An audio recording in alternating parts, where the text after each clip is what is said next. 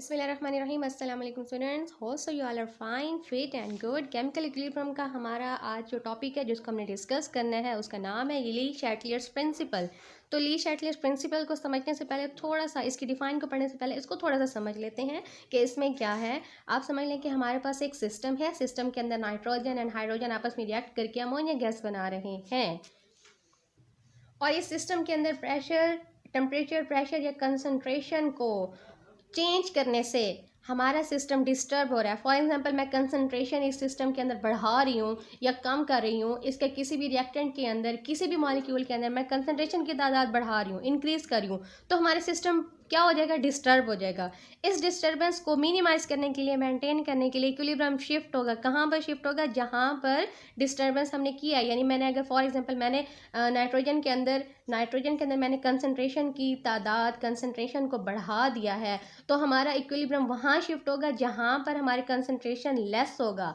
तो यानी हमारा सिस्टम डिस्टर्ब हो गया, तो इस सिस्टम को मिनिमाइज करने के लिए, मेंटेन करने के लिए इक्विलिब्रियम फ़ौरन से वहाँ पर शिफ्ट हो जाएगा जहाँ पर कंसंट्रेशन की तादाद कम होगी। तो हमने इसको डिस्कस करना है ली शैटलर प्रिंसिपल के अंदर कि हम टेम्परेचर, प्रेशर या कंसंट्रेशन को बढ़ाने से या कम करने से जो हम सिस्टम को डिस्टर्ब कर रहे हैं, तो कैसे इक्विलिब्रियम उस शिफ्ट होकर अपने सिस्टम को दोबारा से मिनिमाइज कर रहा है। आइए डिस्कस करते हैं, पढ़ते हैं इसकी डेफिनेशन ली शैटलर्स प्रिंसिपल की। When a change in concentration, pressure and temperature is caused to a chemical reaction in equilibrium, the equilibrium will shift to minimize the change।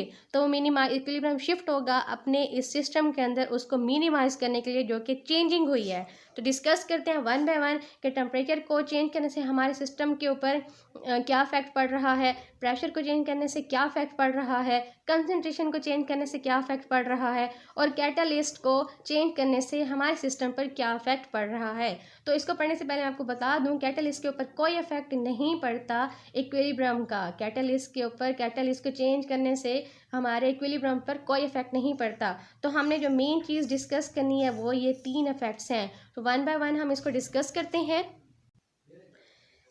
तो पहला इफेक्ट पढ़ते हैं, डिस्कस करते हैं। Effect of change in temperature. हमारे system के अंदर हम टेम्परेचर को चेंज कर रहे हैं तो क्या इफेक्ट पड़ेगा। जब हम अपने टेम्परेचर को इंक्रीज कर रहे हैं, बढ़ा रहे हैं, तो हीट सप्लाई हो रही है। तो हीट सप्लाई होने से हमारे इक्विलिब्रियम किस तरफ शिफ्ट होगा, हीट एब्जॉर्ब वहाँ शिफ्ट होगा, उन मॉलिक्यूल्स की तरफ शिफ्ट होगा जहाँ पर हीट एब्जॉर्ब हो रही होगी। जो मॉलिक्यूल हीट ज़्यादा से ज़्यादा एब्जॉर्ब कर रहे होंगे, कब? जब हमारा सिस्टम के अंदर हम टेम्परेचर बढ़ा रहे हैं, हीट सप्लाई हो रहा है, तो हमारा जो रिएक्शन होगा वो क्या होगा, वो एंडोथर्मिक रिएक्शन होगा। याद रखिएगा, जहाँ पर हीट एब्जॉर्ब हो रही होगी वो रिएक्शन कौन सा होगा, हमारा एंडोथर्मिक रिएक्शन होगा। और जहाँ पर हम अपने टेम्परेचर को कम कर रहे हैं, डिक्रीज कर रहे हैं, तो वहाँ कहाँ से डिक्रीज कर रहे हैं, जहाँ पर हीट एब्जॉर्ब हो रही थी हमारी, ज़्यादा से ज़्यादा हीट एब्जॉर्ब जो टेम्परेचर कर रहा था वहाँ से हमने टेम्परेचर को डिक्रीज कर दिया। तो इक्विलिब्रियम कहाँ शिफ्ट होगा, वहाँ जहाँ हीट इवॉल्व हो रही है। कहाँ शिफ्ट होगा, जहाँ पर हीट इवॉल्व हो रही है, जिसको हम, और हमारा जो रिएक्शन होगा वो कौन सा होगा, एक्सोथर्मिक होगा। जहाँ पर हीट इवॉल्व हो रही है टेम्परेचर कम करने से, वो एक्सोथर्मिक रिएक्शन होगा। जहाँ पर हीट हमारी इंक्रीज हो रही है, बढ़ रही है, टेम्परेचर बढ़ाने से हमारे हीट एब्जॉर्ब हो रही है, वो कौन सा रिएक्शन होगा, वो एंडोथर्मिक रिएक्शन होगा। हमारा सिस्टम है जिसमें हमारे पास नाइट्रोजन एंड हाइड्रोजन को आपस में रिएक्ट करवा कर हमने क्या बनाई है, अमोनिया गैस बनाई है। ये भी गैस है, ये भी गैस है, और ये भी हमारे पास गैस है। तो इसके अंदर क्या चेंजिंग आ रही है, टेम्परेचर बढ़ाने या कम करने से सेम चेंजिंग होगी। टेम्परेचर को इंक्रीज करें क्योंकि यही हमारे सिस्टम है, हम इसी को अपना सिस्टम बोल रहे हैं। तो टेम्परेचर को इंक्रीज करने से इक्विलिब्रियम शिफ्ट होगा बैकवर्ड डायरेक्शन में। टेम्परेचर इंक्रीज हो रहा है तो जो हमारा सिस्टम होगा, जो हमारा इक्विलिब्रियम होगा वो किस तरफ शिफ्ट होगा, वो बैकवर्ड डायरेक्शन में शिफ्ट होगा। तो बैकवर्ड डायरेक्शन में शिफ्ट होगा तो इसका मतलब हमारा जो रिएक्शन होगा वो क्या होगा, एंडोथर्मिक रिएक्शन होगा। हमारे पास जो टेम्परेचर डिक्रीज हो रहा है, हमारा टेम्परेचर क्या हो रहा है, डिक्रीज हो रहा है, तो इक्विलिब्रियम किस तरफ शिफ्ट होगा, हमारा जो इक्विलिब्रियम है वो फॉरवर्ड डायरेक्शन में शिफ्ट होगा। और फॉरवर्ड डायरेक्शन में शिफ्ट होगा तो हमारा जो रिएक्शन होगा वो कौन सा होगा, एक्सोथर्मिक होगा। फॉरवर्ड डायरेक्शन में शिफ्ट होने से हमारी ज़्यादा से ज़्यादा अमोनिया प्रोड्यूस होगी, अमोनिया प्रोड्यूस मोर, ज़्यादा से ज़्यादा अमोनिया प्रोड्यूस होगी। कब? जब हमारा जो रिएक्शन है वो रिएक्शन के अंदर यानी सिस्टम के अंदर टेम्परेचर को कम करने से जो इक्विलिब्रियम शिफ्ट हो रहा है वो कहाँ हो रहा है शिफ्ट, वो फॉरवर्ड डायरेक्शन में शिफ्ट हो रहा है। होप सो आपको अच्छी तरह से क्लियर हो गया होगा कि हमारे टेम्परेचर को बढ़ाने से और टेम्परेचर को कम करने से हमारे सिस्टम के अंदर क्या तब्दीली आ रही है, कैसे हमारा हीट एब्जॉर्ब हो रही है और किस तरह से हमारी हीट इवॉल्व हो रही है, और हमारा जो रिएक्शन होगा वो किस तरह से एंडोथर्मिक बन रहा है और हमारा रिएक्शन किस तरह से एक्सोथर्मिक बन रहा है। तो सिस्टम के अंदर कहाँ पर हमारी ज़्यादा से ज़्यादा अमोनिया बन रही है, जब हमारा जो सिस्टम है वो जब हमारी बैकवर्ड जाएगी, जब हमारा जो सिस्टम है वो बैकवर्ड डायरेक्शन में जाएगा तो वो एंडोथर्मिक होगा। तो जो सिस्टम नहीं इक्विलिब्रियम शिफ्ट हो रही है, तो जहाँ पर हमारी इक्विलिब्रियम शिफ्ट हो रही है किस तरह फॉरवर्ड डायरेक्शन में वो एक्सोथर्मिक होगा और वहाँ पर ज़्यादा से ज़्यादा अमोनिया प्रोड्यूस होगी। जी नेक्स्ट इफेक्ट हमारा effect of change in temperature, sorry temperature नहीं, यहाँ प्रेशर की बात हो रही है। हाँ जी, effect of change in pressure के अंदर सॉलिड, लिक्विड एंड गैस की बात करते हैं। यहाँ से हम अपना स्टार्ट लेते हैं। तो सॉलिड के अंदर प्रेशर का कोई इफेक्ट नहीं होता। क्यों नहीं होता? Because in solid volume does not change, volume इसमें चेंज नहीं होता, जिसकी वजह से सॉलिड के अंदर प्रेशर का कोई इफेक्ट नहीं होगा। बट लिक्विड एंड गैस में इफेक्ट होता है प्रेशर का, तो उसको हम डिस्कस करेंगे। आपने पढ़ा होगा 40 लाख के अंदर, या आपने ये क्वेश्चन पढ़ी होगी, आपको याद होगी कि pressure is directly inversely proportional, pressure is inversely proportional to volume. Pressure inversely proportional है किसके? वॉल्यूम के इन्वर्सली प्रोपोर्शनल है। तो इसका मतलब इन्वर्सली प्रोपोर्शनल है, तो इस स्टेटमेंट का क्या मतलब होगा? प्रेशर अगर हम इंक्रीज कर रहे हैं तो वॉल्यूम डिक्रीज हो रहा है। प्रेशर इंक्रीज करने से वॉल्यूम डिक्रीज हो रहा है, प्रेशर डिक्रीज करने से वॉल्यूम इंक्रीज हो रहा है। ठीक है, इन्वर्सली प्रोपोर्शनल का क्या मतलब होगा? प्रेशर को अगर हम बढ़ा रहे हैं तो वॉल्यूम कम हो रहा है, प्रेशर को अगर हम कम कर रहे हैं तो वॉल्यूम हमारा बढ़ जाएगा। ये इसका इन्वर्सली प्रोपोर्शनल होता है हमारे प्रेशर एंड वॉल्यूम का। जी प्रेशर के अंदर हमने देखना है del n is equal to zero. जब डेल एन जीरो के इक्वल होगा तब हमारा क्या होगा? वॉल्यूम चेंज हो रहा है नहीं हो रहा? जब डेल एन हमारा जीरो के इक्वल नहीं होगा, del n is not equal to zero, तब हमारा इस सिस्टम के अंदर क्या तब्दीली आ रही है? एन का मतलब होता है change in number of, del n का मतलब होता है change in number of gases molecules. ठीक है, डेल एन का क्या मतलब होता है? Change in number of gases molecule. तो हम अपनी कुछ एग्जांपल्स करेंगे, उसके ज़रिए से देखेंगे कि जब डेल ऐसी हमारे पास एग्जांपल के अंदर जी जो हमारी वैल्यू आ रही होगी डेल एन इक्वल होगा जीरो के, तो अब क्या हो रहा है? तो डेल एन और ऐसे एग्जांपल जिसमें del n is not equal to zero, तब हमारे पास क्या इफेक्ट आ रहा है? देखते हैं, इसको डिस्कस करते हैं। हाँ जी, एक हमारे पास एग्जांपल है, दो एग्जांपल यहाँ मैंने लिखी हैं, डिस्कस करते हैं। Hydrogen and iodine, hydrogen and iodine आपस में रिएक्ट करके हाइड्रोजन आयोडाइड बना रहे हैं, गैस की फॉर्म में है। यहाँ पर अगर हम अपने नंबर ऑफ मॉलिक्यूल्स देखें तो हाइड्रोजन में हमारे नंबर ऑफ मॉलिक्यूल्स 1 है, आयोडीन में नंबर ऑफ मॉलिक्यूल्स हमारे 1 है, और हमारे हाइड्रोजन आयोडाइड के नंबर ऑफ मॉलिक्यूल्स 2 हैं। तो अगर हम इनको आपस में प्लस करें तो हमारा आंसर आएगा 2, और इसके भी हम 2, यानी रिएक्टेंट एंड प्रोडक्ट को हमने आपस में माइनस कर देना है, उसकी नंबर ऑफ मॉलिक्यूल्स को आपस में माइनस कर देंगे तो हमारा आंसर क्या आएगा? 0 आंसर आ गया। यहाँ का 2, यहाँ का 2, तो हमारे डेल एन की वैल्यू आ गई 0। अब डेल एन की वैल्यू 0 आ गई है, इसका क्या मतलब होगा? No change in volume. जब डेल एन की वैल्यू, जब डेल एन 0 के इक्वल होगा तो हमारे वॉल्यूम में कोई तब्दीली नहीं आ रही होगी, कोई चेंज नहीं होगा। तो ज़रूरी नहीं है कि हमारे गैस के मॉलिक्यूल्स के अंदर सिर्फ del n is equal to zero हो, del n is not equal to zero भी हो सकता है। तो देखते हैं, जब हम इसकी वैल्यू डिस्कस करते हैं, सॉरी इसकी एक और एग्जांपल डिस्कस करते हैं। N2O4 ये भी गैस है हमारे पास, और 2NO3, 2NO2 हमारे पास नाइट्रोजन डाइऑक्साइड बन रही है। तो हमारे पास ये भी गैस है। नंबर ऑफ मॉलिक्यूल हमारे पास इसका 1 है और इसका 2 है। जब 2 - 1, क्योंकि हमने रिएक्टेंट एंड प्रोडक्ट को आपस में माइनस करना है, ठीक है, तो हमने इसको माइनस किया तो हमारे पास जो वैल्यू आ गई वो आ गई +1। तो डेल एन किसके इक्वल है? डेल एन हमारे पास +1 के इक्वल हो गया। ठीक है, इसका मतलब is not equal to zero, हमारे ये 0 के इक्वल नहीं है, बल्कि कोई ना कोई अपनी वैल्यू इसकी बन रही है, कोई ना कोई वैल्यू आ गई है, चाहे वो पॉजिटिव में हो चाहे वो नेगेटिव में हो। तो ये इसका क्या मतलब होगा? जब del n is not equal to zero होगा तो इसका मतलब है वॉल्यूम इंक्रीज या डिक्रीज हो रहा है। इसका क्या मतलब होगा? इस सिस्टम के अंदर हमारा वॉल्यूम इंक्रीज और डिक्रीज हो रहा है। क्यों इंक्रीज और डिक्रीज हो रहा है? क्योंकि del n is not equal to zero. इस सिस्टम के अंदर हमारा वॉल्यूम इंक्रीज या डिक्रीज नहीं हो रहा, इसमें कोई चेंज नहीं हो रहा वॉल्यूम के अंदर। क्यों? क्योंकि del n is not equal to zero. Hope सबको अच्छी तरह से क्लियर हो गया होगा। एक और एग्जाम्पल देखते हैं हम इसकी।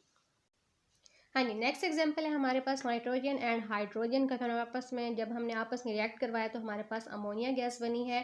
तो नाइट्रोजन के हमारे पास 1 मॉलिक्यूल है, हाइड्रोजन के हमारे पास 3 मॉलिक्यूल हैं एंड अमोनिया के हमारे पास इस सिस्टम के अंदर 2 मॉलिक्यूल्स हैं। 2 + 1 + 3 4 हो जाएगा और इस सिस्टम का 2 आ गया, मतलब अमोनिया का हमारे पास 2 आ गया। तो 2 + 3, क्योंकि हमने रिएक्टेंट एंड प्रोडक्ट को आपस में माइनस करना है, 2 + 4 हमारे पास क्या बन गया, -2 आंसर आ गया। तो इसका मतलब डेल एन की वैल्यू हमारे पास आ गई -2। तब -2 आ गई, यहाँ पर हमारे पास +1 थी, तो नेगेटिव एंड पॉजिटिव में जब हमारे पास वैल्यू आ रही है डेल एन की, तो इसके साथ इस पर हमारे पास वॉल्यूम का क्या इफेक्ट होगा। तो हमारे पास जब नेगेटिव वैल्यू है कि तो वॉल्यूम डिक्रीज हो रहा है। जब हमारे पास डेल एन की वैल्यू माइनस में आएगी, नेगेटिव में आएगी, तब हमारे पास वॉल्यूम डिक्रीज हो रहा है। बार बार इंक्रीज मुँह से आ रहा है मेरे, सॉरी। तो इसमें हमारे पास वॉल्यूम क्या हो रहा है, डिक्रीज हो रहा है। जब वॉल्यूम डिक्रीज हो रहा है इसका मतलब ऑटोमेटिकली प्रेशर इंक्रीज हो रहा होगा। वॉल्यूम अगर इसके अंदर हमारे पास डिक्रीज हो रहा है तो प्रेशर हमारे पास क्या हो रहा होगा, इंक्रीज हो रहा होगा।